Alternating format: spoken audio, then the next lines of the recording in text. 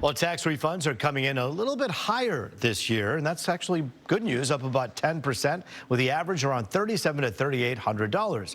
Now, much of that is being linked to the new tax law pushed by President Trump. But there's a catch. Economists say rising energy costs could quickly eat into those gains. Gas prices are still climbing, and some estimates suggest higher fuel costs could end up costing households more than they're getting back. Joining us now, financial advisor Dan Casey with Panic Proof Retirement to help break down what this means for our bottom lines. And good to see you, Dan, as always. Thanks for joining us. Thanks for having me. All right, so we have the good news and the bad news. The good news is the tax returns that we're getting back are a little bit, the checks are a little bit thicker, a little bit better. We finally got a win. Yeah. And then, up about, like you said, 10.8%. About $3,700 to $3,800. However, with gas prices, like we're constantly, it went up 52 cents a gallon, fastest we've seen in years. The average American, it's about $40 to $80 a month extra in gas. So then you throw in again the cumulative prices of groceries, the food bills, and of course the T word that we've talked a lot about, tariffs. That's all adding in. So it's like, yeah, we get a win, and then Americans still feel broke after the added expenses that we've been seeing lately. But when you're saying $40 to $80 more a month for gas, yes, you're also talking about a return that's 10, 11% more.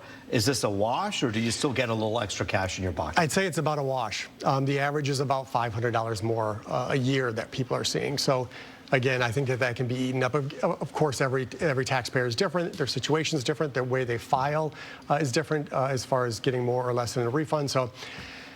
But for the average, it's a wash.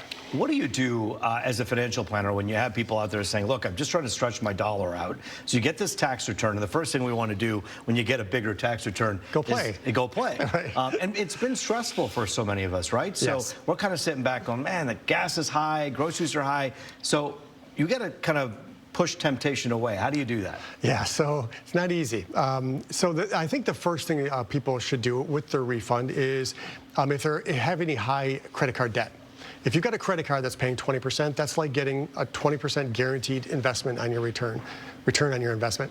And as an investment advisor, that's pretty good. Yeah. So that would be the first thing you do. And then saving.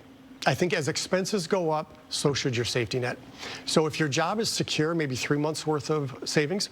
Not so secure, maybe 6 months. And then once the debt's off and maybe you have a good savings, then you can start maybe playing a little bit.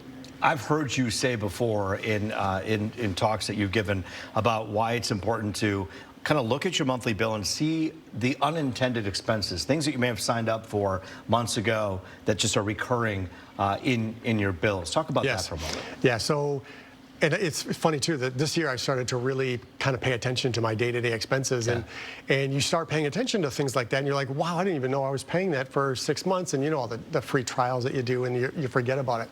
That adds up very quickly.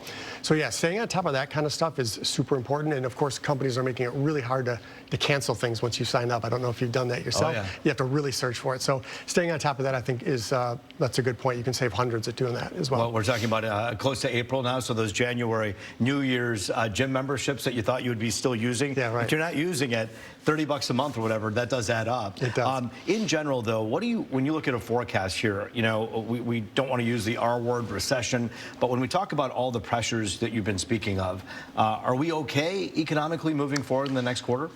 We are. So before the war, we were doing just fine. We were getting, reports, the consumer, that we've talked about it here before, the K economy. Yeah. Upper income people are doing fine. Middle to lower, not so much. They're starting to tighten their belt a little bit.